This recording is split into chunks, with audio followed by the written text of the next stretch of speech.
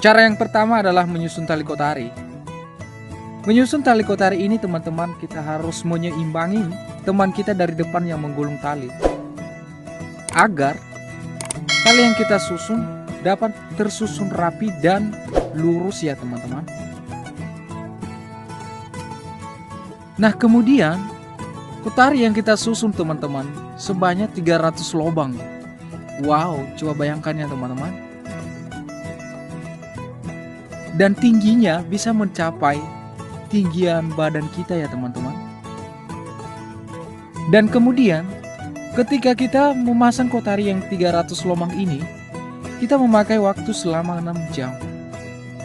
Tanpa henti-henti ya teman-teman, baru selesai.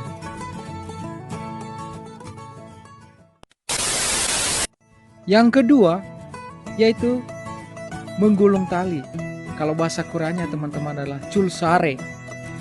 Nah kemudian ketika kita menggulung tali ini, kita harus menyeimbangi mesin yang mangi dari depannya teman-teman, agar tali yang kita susun dapat tersusun rapi ya teman-teman, dan tidak terlilit ketika kita buangnya teman-teman ya. Nah sekarang nomor 3 ya teman-teman, yaitu masang umpan. Umpan dalam bahasa Korea teman-teman adalah miki.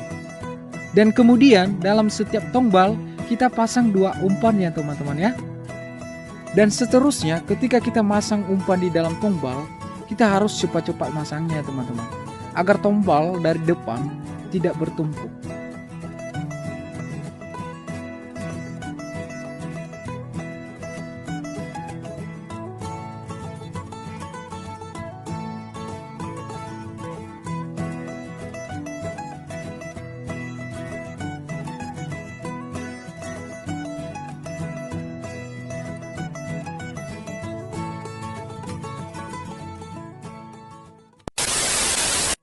Nah sekarang nomor 4, menyusun tombal.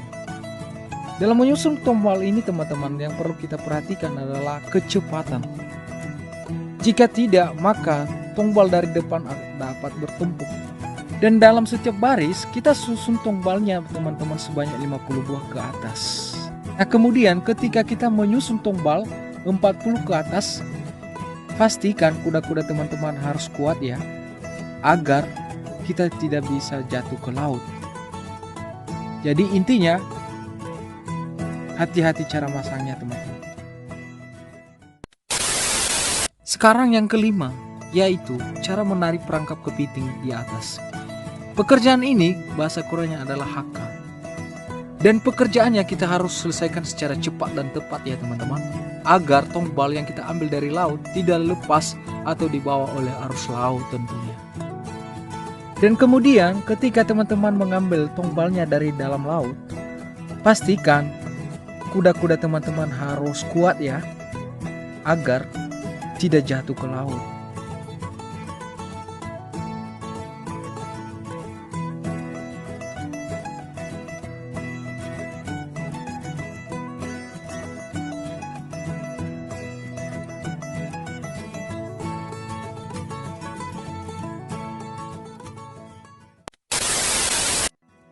Nah sekarang nomor 6, yaitu operator. Kalau bahasa Koreanya adalah nebang. Cara menyelesaikan pekerjaan ini teman-teman, kita perlu kecepatan. Bila tidak, tombal yang kita ambil dari laut mengalami kerusakan ya teman-teman.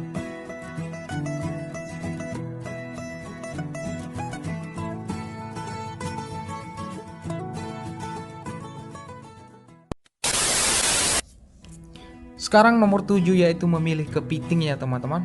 Kalau bahasa Koreanya adalah ke.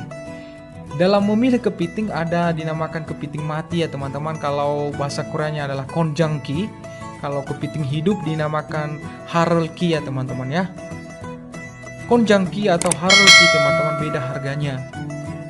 Kalau dijual konjangki itu jadi 100.000 won per kago. Kalau dibawakan atau dirupiahkan di Indonesia itu jadi 1.100.000 lebih ya teman-teman ya. Wow. Kalau harel atau kepiting hidup dijual per biji teman-teman. 3 biji bisa mencapai 20.000 atau lebih. Kalau dirupiahkan di Indonesia bisa menjadi 50.000 ke atas ya teman-teman. 50.000 rupiah ke atas. maksudnya ya teman-teman.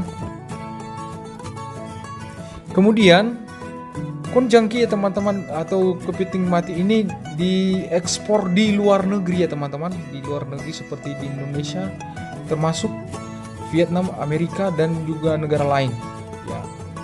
Sementara harelki atau kepiting hidup ini dimakan di Korea saja ya teman-teman ya.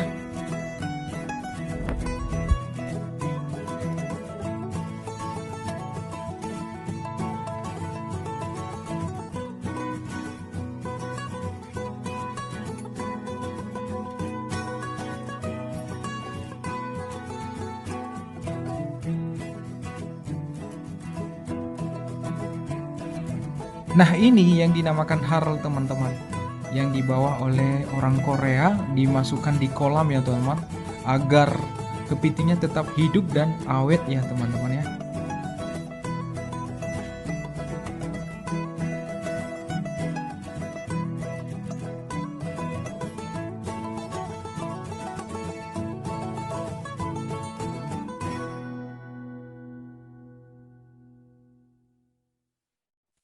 Nah, kemudian ini yang dinamakan konjangki ya teman-teman, atau kepiting mati. Dagingnya bisa diolah di pabrik Korea tentunya ya teman-teman. Dan setelah diolah, maka dagingnya bisa diekspor di luar negeri.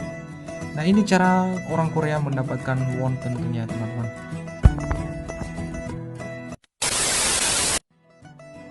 Nah, sekarang nomor 8, yaitu cara mengikat tali muka tongbal. Bahasa Koreanya teman-teman adalah chulpural ya teman-teman ya. Dalam mengikat tongbal ini atau muka tongbal, kita harus cepat dan tepat ya teman-teman, agar tidak terlambat dalam membuangnya ya teman-teman. Dan kemudian agar tidak kosong kutari yang kita ikat seperti yang diikat oleh orang Korea ini ya teman-teman ya.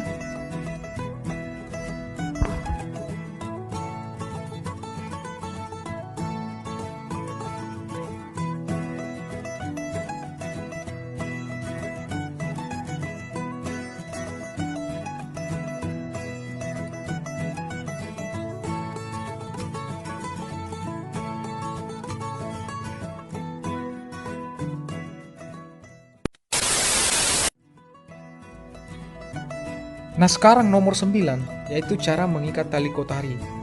Cara mengikat tali kotari ini teman-teman, kita harus lakukan secara cepat dan juga tepat ya teman-teman. Atau kita sesuaikan dengan kecepatan kapalnya ya teman-teman, agar tali yang kita ikat atau kotari yang kita ikat tidak terlambat ya teman-teman.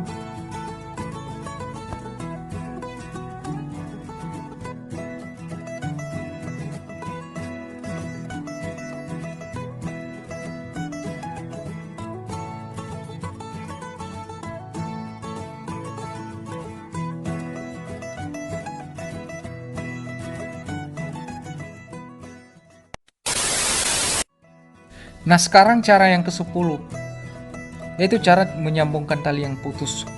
Kalau bahasa Koreanya adalah sasi ya teman-teman ya. Nah, kemudian sebelum kita potong talinya teman-teman, kita perhatikan ya, mana tali yang perlu dipotong atau tidak layak dipakai lagi ya teman-teman ya. Baru kita potong. Nah, setelah itu ujung tali yang kita potong kita akan lakban ya teman-teman, agar tidak pecah ujungnya. Baru kita sambungkan pada sambungan talinya ya tentunya teman-teman ya. Kemudian mungkin di Indonesia jarang yang tahu ya bagaimana cara menyambungkan tali yang benar. Dengan lewat video ini saya ajak teman-teman semua untuk belajar ya bagaimana cara menyambungkan tali yang benar ya teman-teman ya. Waktu yang kita pakai dalam menyambungkan tali ini teman-teman bisa mencapai 8 ke 10 menit ya teman-teman ya. Karena agak susah sedikit, tapi karena sudah tahu dan pintar orang Korea ini, ya bisa secepatnya dia lilit ya teman-teman talinya. Ya, semoga teman-teman semua yang mau belajar, yang pengen tahu cara menyambungkan tali ini, semoga pintar ya dan sukses.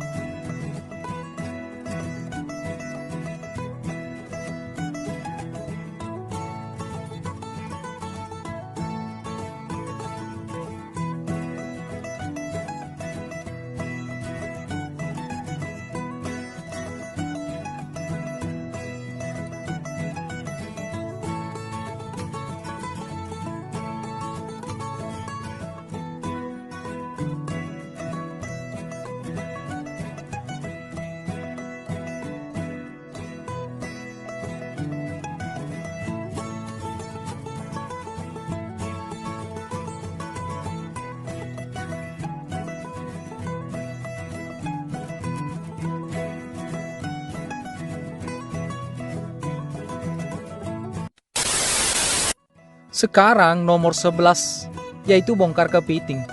Bongkar kepiting ini teman-teman sebenarnya gampang. Hanya saja perlu kita hati-hati dalam menarik keranjangnya. Jika tidak, maka keranjangnya bisa terseret ya ke bawah ya teman-teman ya.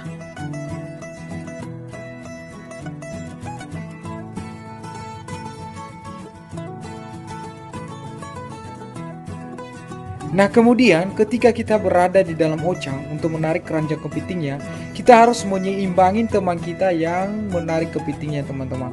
Jika tidak, keranjangnya bisa terseret ke bawah juga ya teman-teman.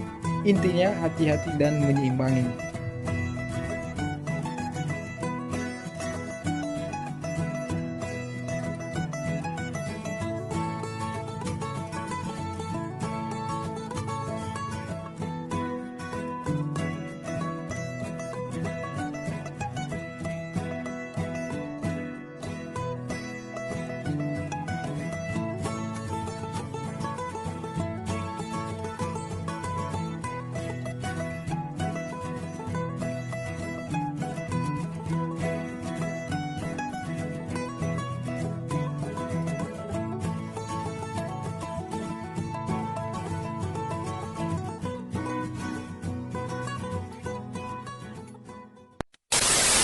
Nah, cara yang terakhir adalah nomor 12, yaitu masang tali ponci dan juga buih. Masang tali ponci ini teman-teman yang perlu saya sarankan adalah memperhatikan saja. Karena tidak susah, hanya tinggal melilit saja teman-teman.